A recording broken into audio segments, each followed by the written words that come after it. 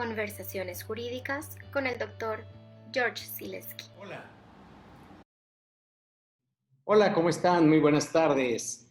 Les habla su amigo George Sileski. En esta oportunidad voy a compartir con ustedes de alguna manera lo que ya habíamos estado platicando en las dos sesiones anteriores relacionadas a el curso que denominé el Derecho Procesal en la Nueva Normalidad. En la primera sesión ustedes se acordarán que el tema que estuvimos tocando es cómo preparar una demanda, cuáles son los elementos intrínsecos de una demanda que constituye lo que es la acción y la pretensión como una parte del derecho objetivo y subjetivo de esta misma. Y por otro lado, también más adelante estuvimos estableciendo los elementos formales de la misma. En la segunda sesión abordamos el tema de lo que era la contestación de demanda, donde también habíamos hecho un repaso de lo que constituía la demanda y los ejemplos que habíamos dado sobre lo que tiene uno que estar realizando previamente a la elaboración de la demanda. Para mí, en mi opinión, la parte más importante siempre es la preparación previa a una presentación, tanto de una demanda como de una contestación. Habíamos hablado algunos aspectos y para esto yo creo que valdría la pena que compartiera con ustedes algunas de las diapositivas que ya previamente pues había preparado para el efecto de dar una explicación muy somera, muy rápida el día de hoy para ya más adelante abordar lo que el día de hoy nos corresponde, que son cómo preparar los medios de prueba. Bien, la contestación de demanda es el segundo elemento procesal importante de todo proceso. Siempre yo establezco los 5 elementos fundamentales de cualquier proceso: la demanda, la contestación de demanda, las pruebas, los alegatos y finalmente la sentencia. Son los elementos fundamentales de cualquier proceso. Ahora bien, esta segunda etapa, que es la contestación de demanda, se encuentra pues íntimamente ligada con la contestación, en virtud de que precisamente es la respuesta que da la contraria a la pretensión de la parte actora, fundamentalmente. Ahora bien, ¿qué se contesta, verdad? Habíamos hablado en la primera sesión de la demanda los elementos formales, ¿no? Ya habíamos hablado de los elementos intrínsecos, que era la acción y la pretensión. Pero bueno, ya de forma material, ¿qué es lo que se contesta? Pues tenemos que observar los elementos formales de la demanda. Y entonces, la demanda tiene como elementos formales el tribunal ante el cual se promueve, el nombre del actor, el nombre del demandado, lo que se demanda, los hechos en que se funda la acción, los fundamentos de derecho, lo que se pide y la firma de la demanda. Todos estos elementos que estamos viendo, que están ustedes viendo en su pantalla, son los elementos formales de una demanda que regularmente podemos encontrar en todos los códigos procesales civiles de sus estados o en el Código Federal de Procedimientos Civiles o incluso aunque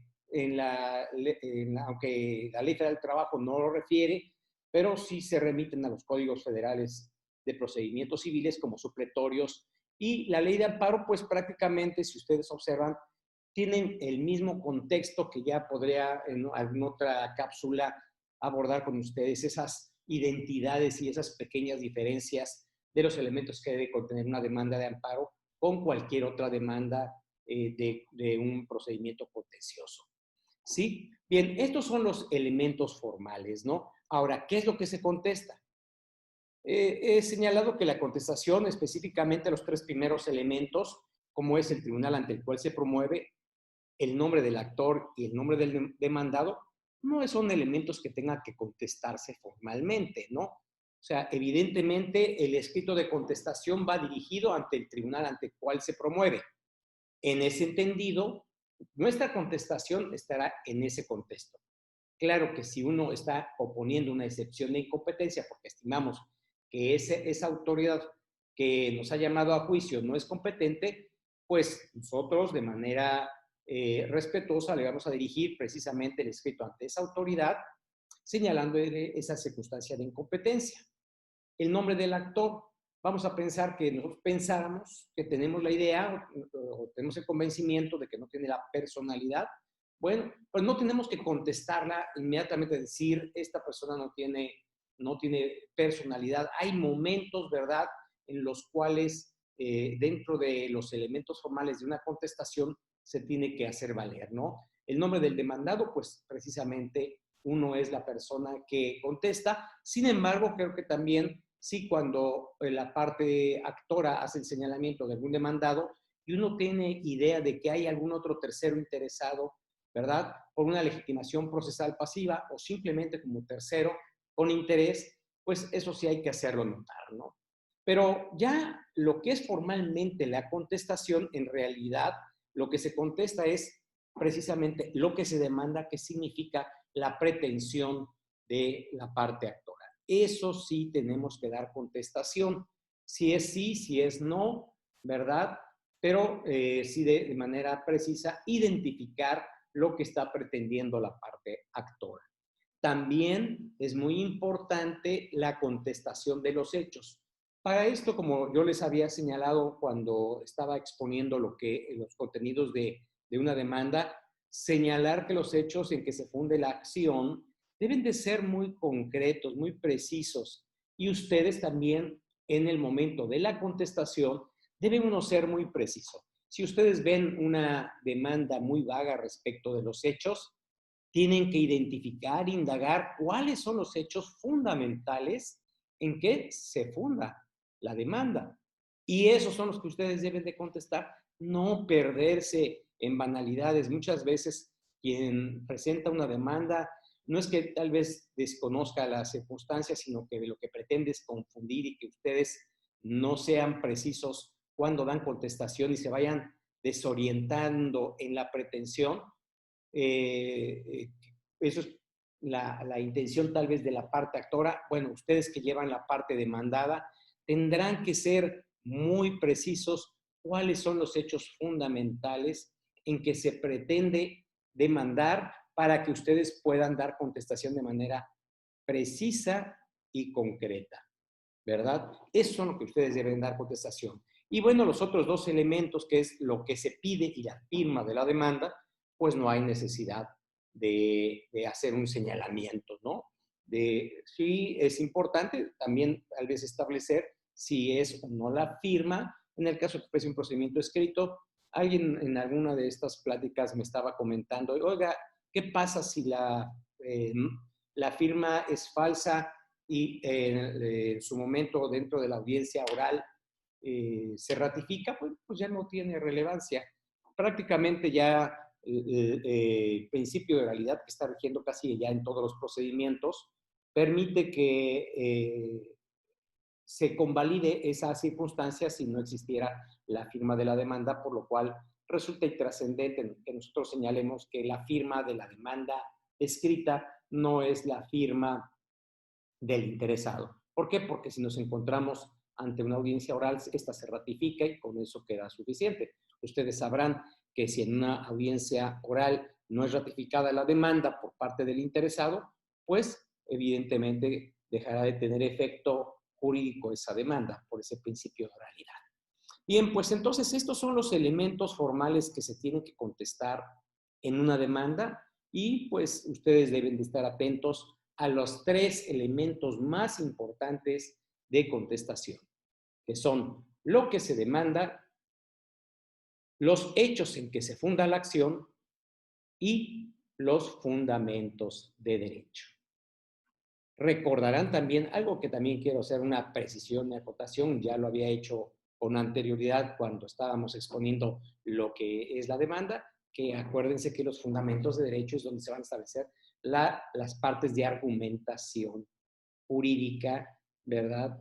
De donde se sostienen por qué uno tiene derecho a pedir lo que se está pidiendo. En la contestación sucede algo similar. Cuando ustedes están dando respuesta, ¿verdad?, a lo que se demanda, a los hechos en que se funda la acción y los fundamentos de derecho, ser muy precisos. Y ustedes en la parte de los fundamentos de derecho es cuando ustedes van a exponer sus excepciones o defensas. como lo vamos a ver más adelante. Muy bien. Ok. Entonces, hay tres formas fundamentales para contestar una demanda. La primera, afirmando los hechos sin confirmar el derecho pretendido. Con eso es suficiente. Decimos, es cierto lo que narra la parte actora, sin embargo, no tiene derecho a pedirme lo que dice. Un ejemplo. Podríamos incluso ser vagos en la circunstancia si nosotros decimos que la autoridad es incompetente. ¿Será necesario afirmar los hechos sin confirmar el derecho? Bueno, pues puede ser que sean ciertos, o vamos a decir, sí son ciertos, pero tu autoridad no tienes competencia para pronunciarte sobre la pretensión, sin confirmar el derecho, ¿sí? Bajo ese contexto es una forma de contestar la demanda, ¿no? No tiene la personalidad. Estos hechos son ciertos. Ustedes conocen algunos hechos adicionales. Estos hechos narrados por la parte actora son ciertos. Hay otros hechos adicionales, pero yo con estos hechos adicionales estoy diciendo no confirmo el derecho pretendido. Esta es una de las formas, ¿no? La segunda forma es el allanamiento de la demanda. ¿Qué distinción hay entre la primera y la segunda? En la primera, una resolución es una oposición de la parte demandada al derecho pretendido. Se afirma nada más los hechos, más no el derecho. Y aquí quiero decir, no a las normas jurídicas, sino al derecho subjetivo que contiene la acción. Esto es muy importante, ¿sí? Ahora, en el allanamiento se confirma por parte del demandado los hechos narrados por la parte actora y también se confirma el hecho pretendido por la actora, donde nosotros estamos indicando que en efecto la parte actora sí tiene derecho a eso que pide, a ese derecho subjetivo, y que esa persona es la titular de ese derecho. De tal manera que no tenemos inconveniente en que el tribunal se pronuncie o el juzgado se pronuncie en el sentido que lo pretende la parte actora. Esa es una de las formas, ¿no? Ahora, una tercera forma de contestar la demanda es oponiéndose completamente a la pretensión del demandante. Pudiéramos decir que se afirman algunos hechos, más no otros, que constituyen una oposición a los hechos y a la pretensión del actor, de tal manera que se oponen totalmente a lo que la parte actora está pidiendo. Esta es la forma más firme de determinarse que se está contestando una demanda, ¿verdad? Pero sí reiterando siempre la parte de ser preciso, ser conciso. Hay un señalamiento, ¿no? Si es preciso y es conciso, doblemente valioso. Muy bien. Ahora, ¿cuáles son los elementos intrínsecos de una contestación? Yo les había hablado la vez pasada de los elementos intrínsecos de la demanda y, bueno, en este caso los elementos intrínsecos de una contestación son las excepciones y son las defensas, y en este sentido las excepciones es la oposición fundamental y la defensa son otras circunstancias. No me quisiera abonar mucho a esto porque esto ya lo vimos la sesión anterior, pero de todos modos voy a dar lectura a qué son las excepciones, que son las alegaciones que el demandado puede formular para oponerse procesalmente al actor, siempre que el contenido de aquellas se refieran a hechos excluyentes. Importante. Ahí me detengo. Todas las excepciones son alegaciones y como alegaciones deben estar construidas, o sea, son argumentaciones jurídicas y toda argumentación, ¿verdad? Fundamentalmente deben estar construidas, ¿verdad? Tendentes, ¿verdad? A persuadir y a convencer a la autoridad a través de silogismo fundamentalmente, que eso ya lo veremos un poco más adelante. Muy bien, esto constituye las excepciones, ¿verdad? Y hablábamos que hay tipos de excepciones, que son las perentorias, las que destruyen la acción, y las dilatorias, ¿no?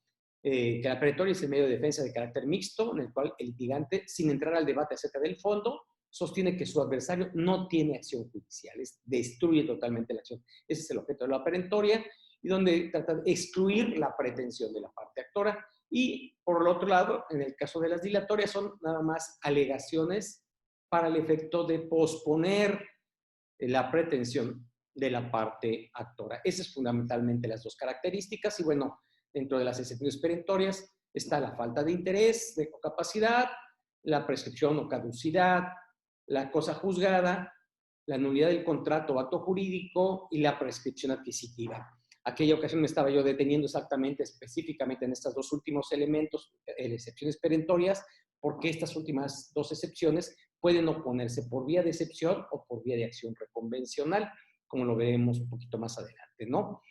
Ahora, las excepciones dilatorias fundamentalmente tienen que ver, fundamentalmente, no solamente son esas, pero fundamentalmente tienen que ver con las excepciones, con la falta de presupuestos procesales. Con relación a la anterior que habíamos hablado de las excepciones perentorias, hay otras, pero para los fines de esta exposición, pues nada más me detengo a estas fundamentales, ¿no? Y en el caso de las excepciones dilatorias, por falta de presupuestos procesales, bueno, encontramos la incompetencia, que es uno de los primeros elementos, la falta de la personalidad, la de litispendencia, ¿verdad? La de conexidad y la de improcedencia de la vía. Estas son las fundamentales, que esto permite que el asunto se retarde, que el pronunciamiento de la autoridad que es incompetente lo remita a algún otro tribunal o a otro juzgado, que la persona quien está promoviendo no tiene personalidad, por lo que el proceso se extingue y se le da la oportunidad a quien sea titular del derecho para que en su oportunidad sea presentado, ¿verdad? Estos son los elementos que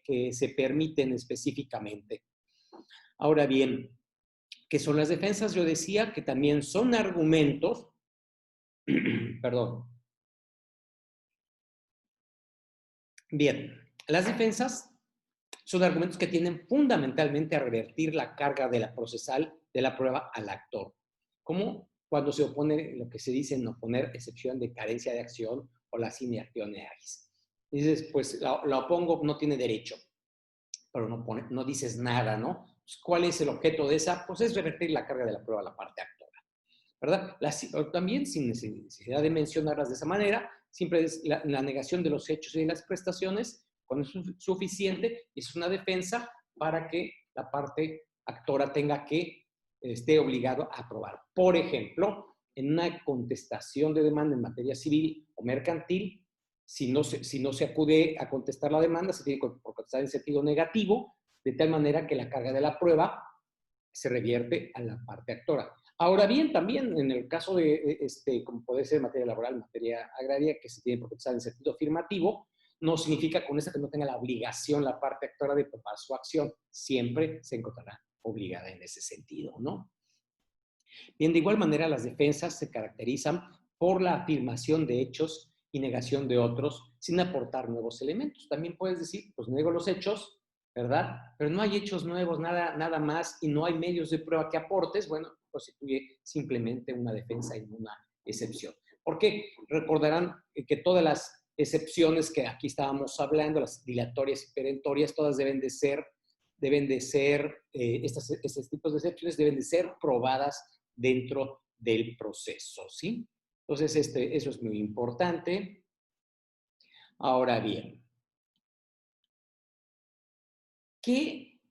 hablábamos de las dos tipos de excepciones, ¿verdad? Relacionadas, muy importantes, que pueden ser presentadas por vía reconvencional, que hablábamos que es la reconvención. Bueno, de acuerdo a José Ignacio Favela, él nos dice que es la actitud más enérgica del demandado, pues no se limita a oponer obstáculos procesales o contradecir el derecho material legado por el actor en su demanda, sino que aprovechando esa relación jurídica procesal entre las partes por una nueva pretensión.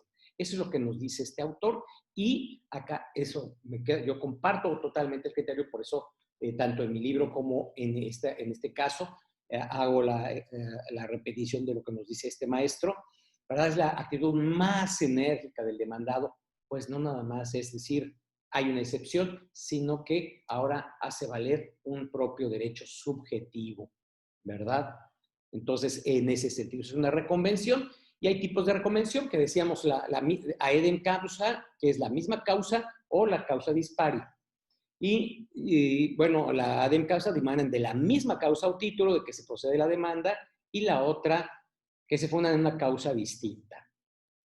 Para esto, ¿para qué sirve conocer este tipos de reconvenciones de la misma causa o causa dispari? Bueno, tiene que ver con el resultado final o cómo se va a analizar una sentencia cuando se opone una reconvención de esta naturaleza. Cuando la reconvención es de la misma causa, solo puede interponerse en el momento de la reconvención y nunca después. Esto es una característica fundamental. Tampoco debe ser presentada en un proceso diferente, porque provoca que la acción quede excluida, ¿verdad? Es fundamental que cuando se tenga conocimiento de la acción pretendida, se tiene que poner por la vía convencional, a menos que ya se haya interpuesto una demanda anterior, ¿verdad? Y que uno haga señalamiento donde entramos a la causa de la litispendencia, donde ya hay esa unidad, ¿verdad? Pero bueno, considerando, si ya no se opuso en el proceso, ¿verdad? Esa contrademanda y se dicta una sentencia y causa ejecutoria, nunca más se va a poder presentar con posterioridad esa otra demanda o esa pretensión. Solamente se puede oponer en ese preciso momento dentro del proceso. Generalmente ese tipo de demandas, como dice aquí, obliga al juzgador a estudiar primero la reconvención o tal vez pudieran ser estudiadas de manera conjunta. La otra es también que si la acción reconvencional, la otra es la reconvención causa dispar en una causa distinta, puede presentarse en diverso proceso y si la acción reconvencional prospera no necesariamente excluye a la acción principal, pudieran ser declaradas las dos fundadas. Un ejemplo clásico son las acciones de nulidad. Se opone una acción de nulidad la parte actora y la parte demandada también opone la misma acción reconvencional, pero tal vez de algún otro documento, de tal manera que puedan las dos prosperar, ¿verdad? Los efectos de la reconvención, bueno, ya hablamos de la vinculación del actor al proceso, por lo que aún en el supuesto del desistimiento de la demanda se seguirá el proceso. El hecho de que la parte actora, después de haber conocido la reconvención, o ya no le conviene, y entonces se desista de su demanda e incluso de su acción, él se encuentra ya vinculado al proceso con relación a la acción reconvencional, ¿verdad? Y como la contrademanda o reconvención se interpone contra el actor, también, eso es algo muy importante que lo que decimos, considerando que dicha acción es autónoma de la principal, pudiera surgir otros terceros interesados con motivo de esta legitimación procesal pasiva. De tal manera que sabemos que la reconvención siempre se interpone nada más en contra de la parte actora. Se pone nada más en contra de la parte actora. Pero si vamos a suponer se está demandando una nulidad en vía reconvencional de un contrato, quien está reclamando la parte es un comprador, ¿verdad? Y su base de su acción es una escritura pública donde él adquiere un bien inmueble y demanda a la parte demandada y la demandada puede demandar la nulidad de ese contrato, ¿verdad? Y ese contrato obliga de alguna manera a llamar por el saneamiento de la evicción que pudiera tener la parte del vendedor, a ser llamado el vendedor y ese es llamado en la vía directa, ¿verdad? Dentro del mismo proceso. Ahora, entonces, bien, había ejemplos, bueno, ya expuse un ejemplo de la causa dispari, por ejemplo, dos personas, la parte actora promueve en un juicio sucesorio bajo un testamento, ¿verdad? Y si tiene, o listas de sucesión, por ejemplo, en materia agraria, hay una lista de sucesión, la parte demandada dice, bueno, sí, pero también hay otra lista de sucesión que es la mía y yo pretendo, este está demandando la nulidad de este testamento y este está demandando la nulidad de este otro testamento, de tal manera que se contraponen, ¿verdad? Pero solamente, ¿verdad? son testamentos diferentes, hay una misma pretensión, cierto, pero por causas distintas, ¿verdad?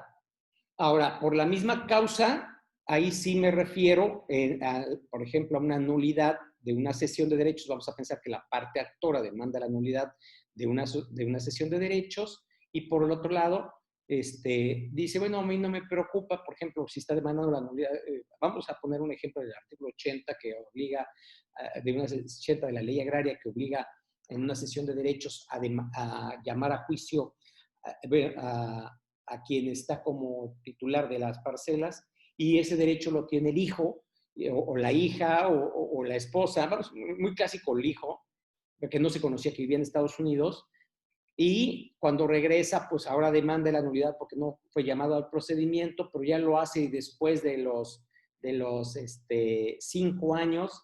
Entonces, esta promueve la prescripción adquisitiva de tal manera que estas mismas causas, la prescripción adquisitiva es preferente a la nulidad en este sentido, porque de prosperar la acción de prescripción adquisitiva, pues ya es intrascendente el documento en el que se está demandando su nulidad, aunque sí es sustento de la prescripción, pero ese nada más es la causa generadora de la posesión, ¿verdad?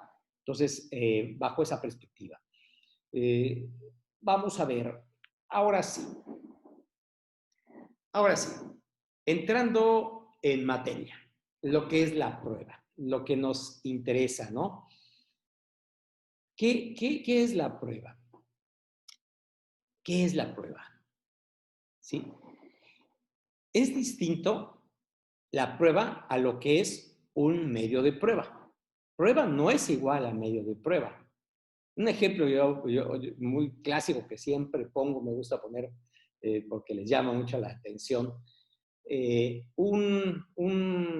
Una mujer aconsejada o mal aconsejada o bien aconsejada por su vecina le dice, oye amiga, ¿qué crees? Vi a tu marido con Petra. Sí, no me digas, sí, mira, es que iban saliendo del motel en un taxi. Ah, sí, no, y entonces empieza a preocupar la señora y en la duda de que sí o de que no, la mujer se enfrenta al marido y le dice, oye, tú me engañas. Y dice, no, pues pruébamelo. No, pues es que mi amiga fulana dice que te vio saliendo del hotel fulano de tal con fulana. ¿Será eso? O sea, ¿qué le dice el marido? Pruébamelo. Convénceme que tú sabes que efectivamente pasó. Para la señora ya está probado con el dicho de su amiga, ¿sí? Pero para él no se encuentra probado porque él no ha confesado el hecho. ¿Estamos? De tal manera que ese acto que él está realizando el marido, ¿verdad? Pues eso no lo sabemos, ¿no? Solamente quienes lo saben, ¿no? Pues pudo haber sido que efectivamente asistió con aquella señora al lugar, pero por otras condiciones, ¿no? Era comerciante, vamos a pensar que de productos de limpieza y la señora aquella pues era la dueña del hotel, ¿no? Entonces, pues, ¿qué dice? Pues pruébame que yo te engaño, ¿no?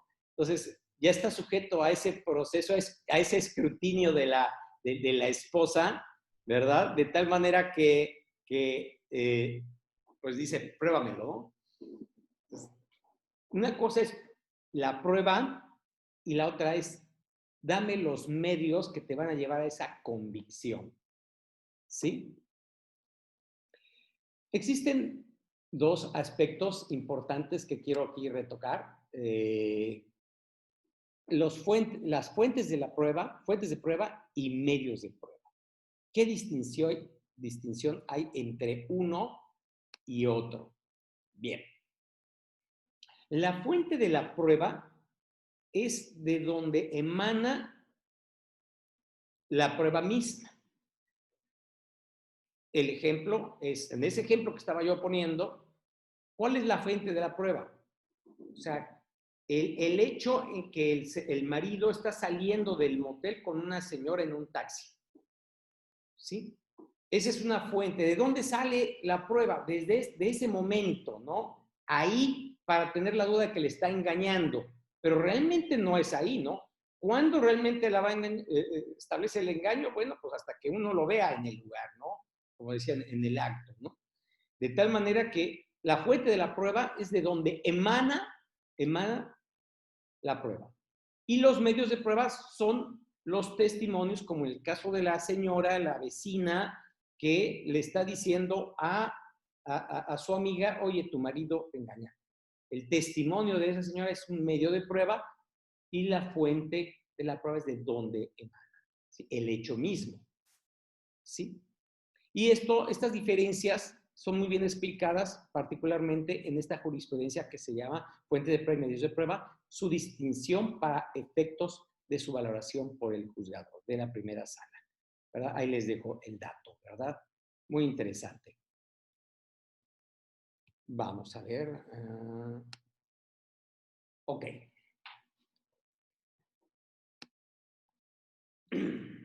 Los medios de prueba. Ahora sí, ¿qué son los medios de prueba? Los medios de prueba son el conjunto de actos desarrollados por las partes, por los terceros y el propio juzgador con el objeto de lograr la obtención del cercioramiento judicial sobre los hechos discutidos y discutibles. Aquí me detengo en este sentido, y ahora sí, como medio de prueba, son todas las acciones, ¿verdad? O actos desarrollados por las partes. ¿Quiénes participan dentro del proceso? Las partes, terceros también, ¿verdad? Cuando se solicita un informe a una autoridad, es un tercero dentro del proceso, por ejemplo.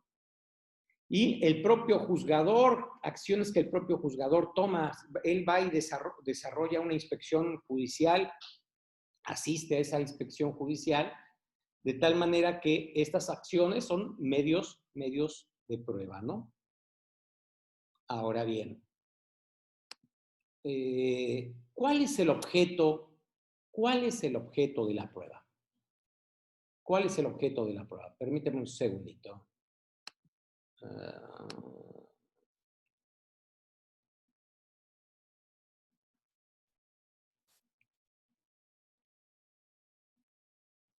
Es que voy a dejar... ok, continúo con ustedes.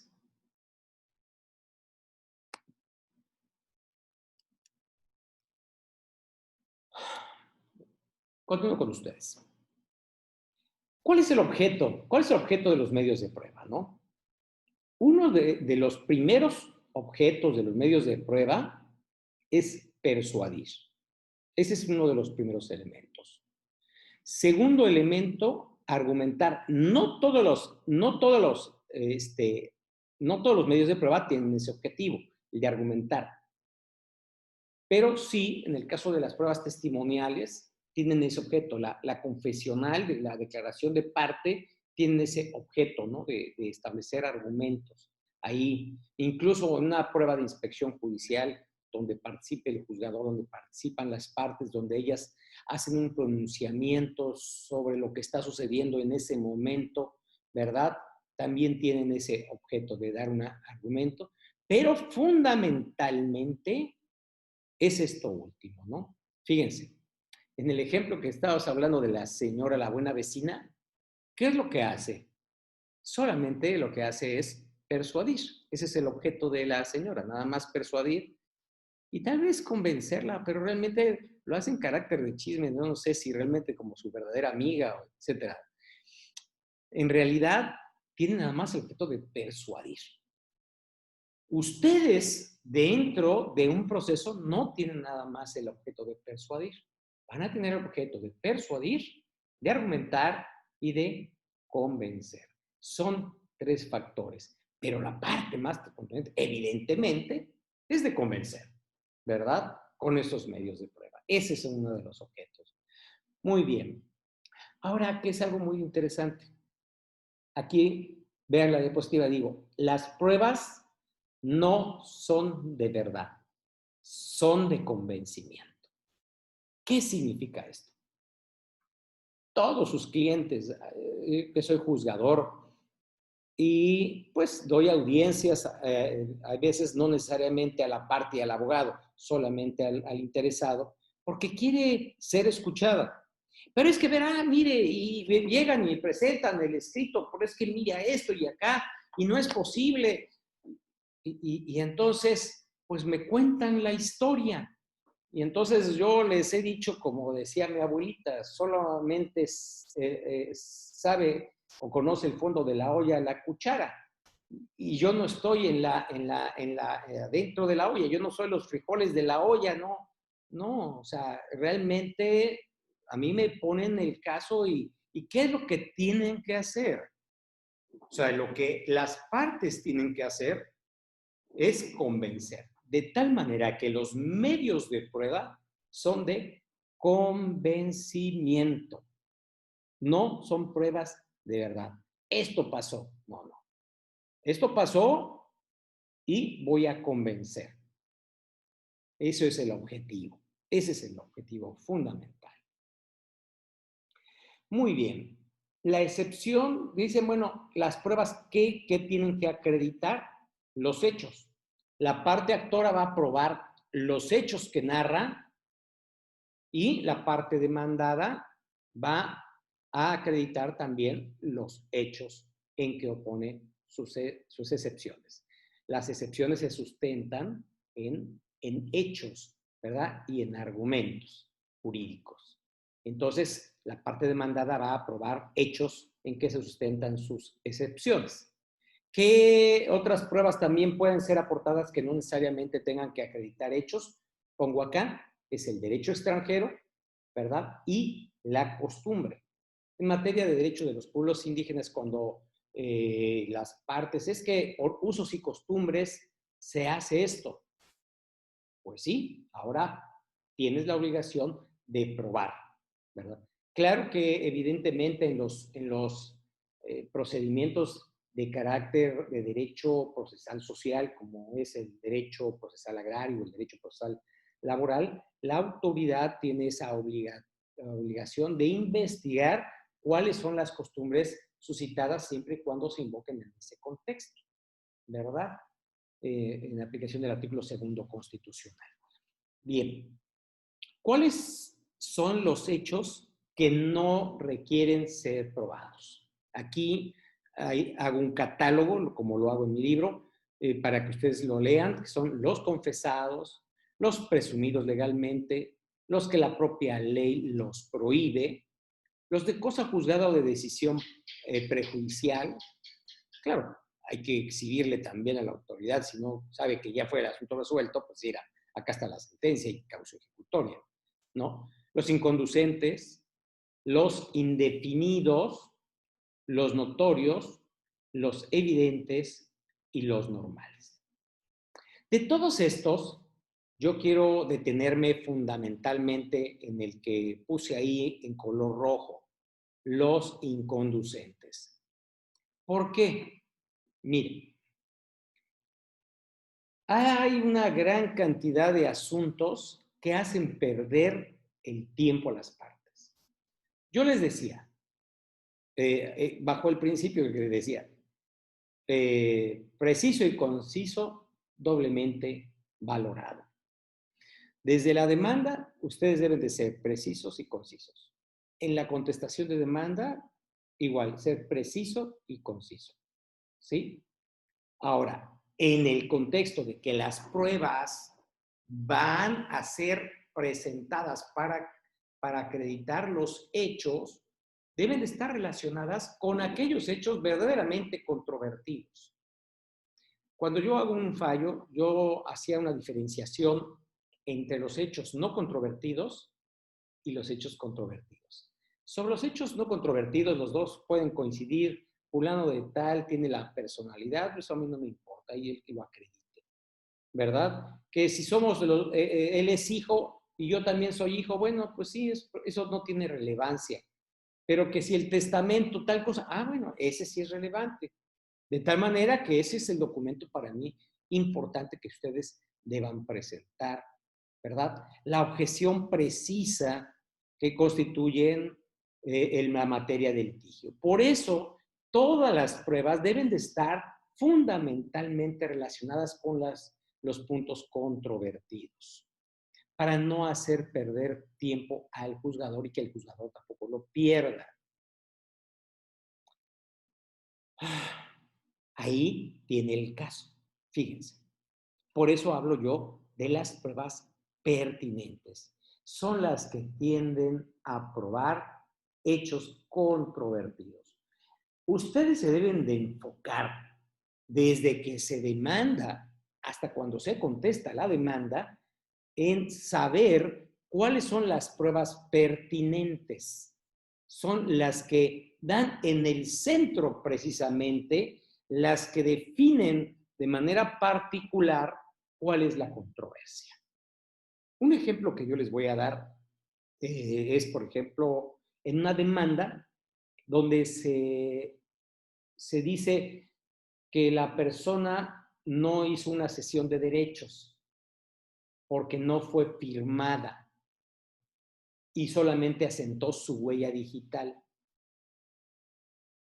Y se argumenta adicional porque esta persona estaba mal de sus facultades mentales.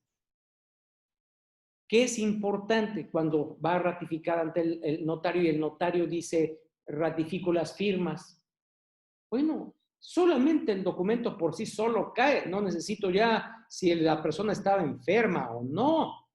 Simplemente veo el documento. En la cesión de derechos aparece una huella digital y no una firma. Y si de acuerdo al Código Civil Federal, que para una persona que no sabe firmar, debe firmar una persona a su ruego, ¿verdad? Y en la ratificación ante notario no se ha de aceptar esa condición de por qué no firma, de tal manera que solamente ese documento es suficiente y es una prueba pertinente. ¿Para qué voy a traer pruebas periciales, verdad? Que nada más van a hacer retrasar el proceso para saber cómo se encontraba en su estado de salud. Pues todas esas son pruebas impertinentes. ¿Qué pasa? Cuando ustedes presentan pruebas impertinentes, lo que hacen es desorientar al juzgador. Por eso es muy importante que sus pruebas sean atinadas, pertinentes, las que tienden a probar los hechos controvertidos. Y no los impertinentes que solamente van y desorientan al juzgador. Así es, compañeros. Esto es fundamentalmente el tema que estamos abordando el día de hoy y que pues espero que haya sido suficiente para comprender la parte más relevante de las pruebas. Hay muchos más elementos que me gustaría estar compartiendo de manera más específica de cómo desahogar una prueba confesional, una testimonial, una declaración de parte, unas pruebas periciales, para qué sirven, la forma de hacer interrogatorios, tanto para testigos como para peritos, ¿verdad? Estableciendo cuál es la necesidad de uno y de otro. Pero bueno, hasta aquí es mi participación y espero sus preguntas. Muchas gracias. Recuerden seguirme en mi canal de YouTube, Georg Sileski, o en la página de Facebook, Georg Sileski. De estos cortos videos. Te invito a que te suscribas. Muchas gracias.